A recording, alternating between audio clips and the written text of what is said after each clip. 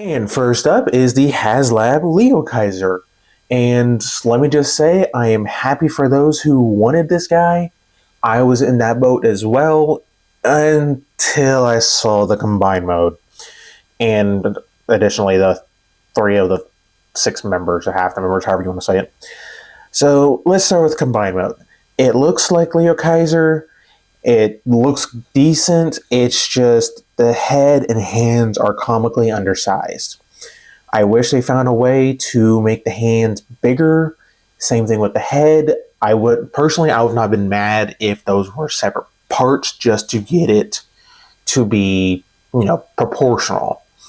But, as far as the individual members go, Bats, Hawk, and Jaguar, they look pretty good. They look decent for what they are. It's the other three members that are like, what happened? The two leg bots are just way overly bulky, and I get why they had to do it. And it's fine. It sucks, but it's fine. It's when you look at Leo Zack that it also has the same issues as the combined mode. So there's that. I do kind of wish that they went with a frame or just some combined mode parts were separate, so that way the individual bots didn't suffer.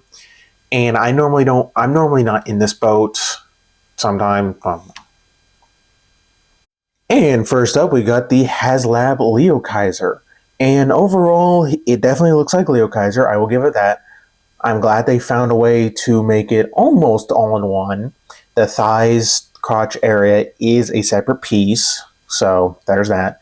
But just like the G1 toy, the helmet was a separate piece, so it's no different than this one. It's just the crotch this time around. And that one makes total sense. I didn't want Jaguar to be compromised just for the sake of a sturdy combined mode or the combined mode to suffer because of Jaguar, So, but my criticisms is really where I just can't back this thing, really. The head and hands are comically undersized. I wish they found a way to make the hands still give you the wrist articulation, but maybe split it between each of the feet.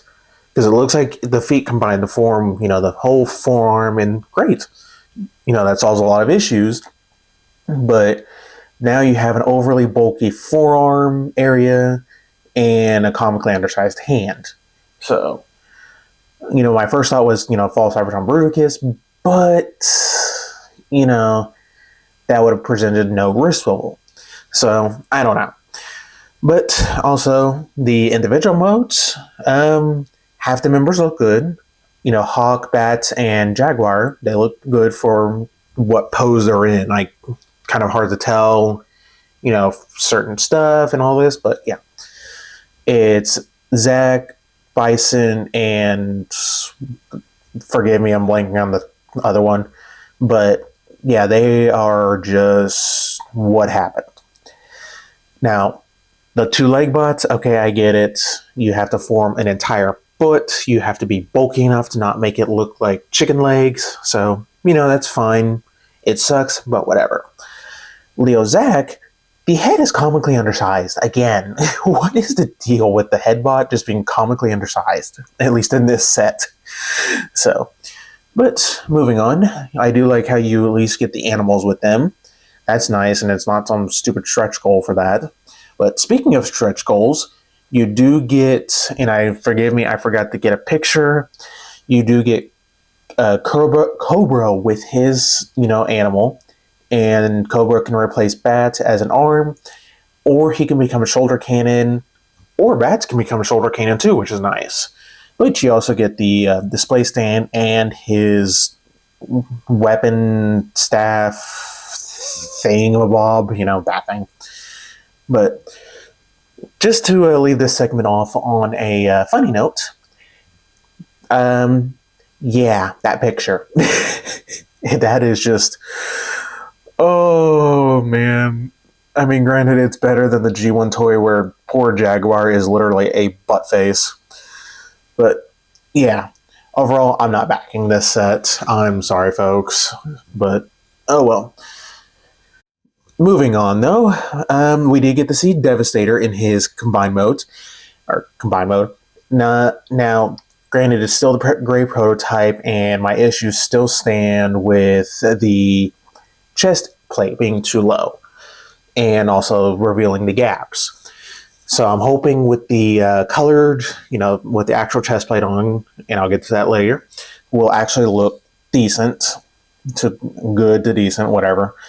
So, but we also got to see the back of Devastator, which does leave something to be desired, and I'll get that a little bit later. But there is plenty of weapon storage for your guns, which is very nice. So, at least I thought of that. Here we have the individual hook and long haul robot modes. And you gotta love the Hasbro stock photographer. Come on, man. Those panels on hook are supposed to be folded down. So, but anyways, here is some vehicle mode shots. And, long haul hauling another dump truck piece is technically real world accurate, so people get mad at that. Oh well.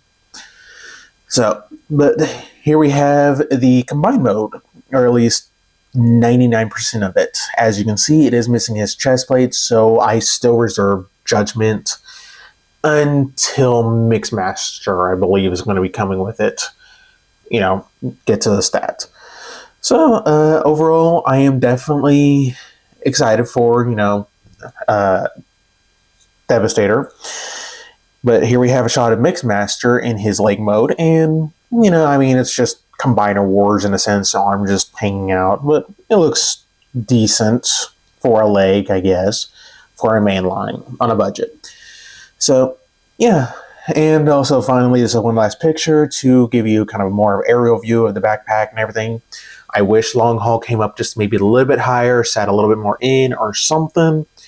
But overall, it is not like the worst thing possible. Next up, we have the Hearts of Steel line, and the first up, we got the 2-pack of Optimus and Starscream. Starscream looks good. Optimus, I don't know, I think I got used to seeing the third-party version, because this one seems a little bit off to me. I think it might be the gold on the chest, but, it looks, I'm definitely picking it up. Hearts of Steel is one of the lines that I'm like, yes, please Hasbro, do this. But here we have them in their vehicle modes, and golly, Optimus needed his trailer, or whatever it's supposed to be on a train. That is just Thomas the Train Tank Engine, whatever vibes. But, oh well, Starscream looks good again. It seems like with these 2-packs, whatever pack Starscream is the better one, because if you think about the Reactivate version, yeah, he was better than Bumblebee, at least in my opinion. I know others thought differently. But here was something completely out of left field that I did not expect to see at all. The next 2-pack of Megatron and Bumblebee. Bumblebee, looks good. He definitely is that Hearts of Steel vibe, straight out of the comic book or the work, the artwork that you'll see. Megatron, oh my gosh, that could be easily recolored into a Galvatron later down the line. I could see that. But yeah, so they are in a 2-pack, like I said. The sleeve is up on your screen right now. And, oops, sorry, headphone users. Didn't mean to bump the mic. But, yeah, it looks very steampunky. I'm debating on keeping that package. I normally don't keep a lot of Hasbro packages, but this one, I might. We'll see.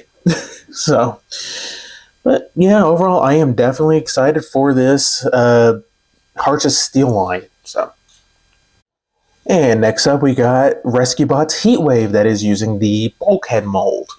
Now, this one I know was kind of revealed earlier, but I still want to talk about it. I do like the vehicle mode, definitely. Heatwave could use the more animation backpack for it to make it look more like the fire truck he actually turns into. But I know some people like DNA or even some of these 3D printer people will design something to fix that. It's just how is his new backpack going to work because it's remolded. But I do like how he comes with his power up and energized fire extinguisher. I don't recall them ever having an axe in the show, but don't quote me. But it is nice nonetheless. Next up, we have everyone's favorite shark, Skybite, and he looks really good. Definitely less panely, at least in robot mode, than the Generations version, I think it was, the Thrilling 30, whatever. The legs definitely look like they're going to hold together, that's for certain. So, yeah, it looks very good. I definitely can't wait to get my hands on him. And then the shark mode looks very good. Definitely can see them reusing this for some Beast Wars second remolds and all that. And then we also have, a picture with his shark mouth missiles, or whatever they're really supposed to be. So, but yeah, and here he is with all his accessories. So yeah, this is definitely a pickup, especially since I backed the Omega Prime. You can't have Skybite without that. It would be nice if, you could take off his fin arm and plug it onto Omega Prime, or, at least Super Mode Prime for the thing that happened in the one episode, all that. So, but yeah, Skybite is definitely, I'm glad they got a proper figure of him, because that Thrilling 30, I'm sorry, it wasn't the best. So, now to wrap up the Megacon, we did get the pipeline reveals. So, not too much I'm excited for. Like, definitely the Cybertron Sideways, it has my interest. We're going to see how that turns out, but I got some more information about that here in a minute. Then the Perceptor 3-pack, some more information on that as well. But a new Ram Horn, please. Right now on my display, I got the Titan's Return one. Still a fantastic one in my opinion. If you don't like the one that comes out in that pack, by all means, hunt down that one. You won't be disappointed. But some more Wreckers, for those who are building that Wrecker shelf, definitely a very good one. I'm probably not going to pick up the Sandstorm Sunslinger 2-pack, just because I already got a good, I got my Titan's Return one with his Siege Target Master. That's fine. And then Sandstorm, then it wasn't my favorite mold of a triple changer, but oh well. And the Excellion, could we expect anything less other than a Hot Rod repaint of the Hot Rod, or Hot Shot, English. So, yeah. Alright, and to wrap up all this Megacon goodness, I got some quick notes for y'all. So I'm going to start with a Debbie Downer one that we probably were expecting, but now it's officially confirmed. The core class lineup has been canceled as far as the price point, just due to poor sales, which that one came kind of like a shocker in a sense, just because, parents would grab the cheapest Transformer on the shelf, and that would have been the core class. But I guess maybe it was getting stolen too much. I have no idea, other than just poor sales. So, but anyways, for Skybite, he will have up and down shark head movement, which is nice. So that way he can, do his poetry very dramatically, I guess. But his tail can also move in all four directions, so that's nice. Now, the Timelines line, so the Hearts of Steel, is more of a test line, and it will always, well, not always, but mostly consist of Optimus, Megatron, Starscream, and Bumblebee, so the big four. But, they would like to do more characters like the other Seekers. That one, simple repaint, side, maybe different head sculpts. But like I said, it is a test line, so if it, let's say, Hearts of Steel does really well, then they'll give us some more in mainline. So hopefully this sells well, so we can get a better Optimus. But for next year's line, it's already been decided. I'm generally curious what that one's going to be. But the 2027 line will be a fan vote. So it's looking like that one leak that said fan voting is back is more and more true. So, but as far as the 86 Perceptor, he is a retool of the previous SS86 one. So I'm imagining the outward knee for the microscope mode has a locking point. I'm hoping the forearms have a panel to hide the hands, and the back panel for the head for those who didn't get a 3D printed upgrade or whatever. So Ratbat will also have his boosters.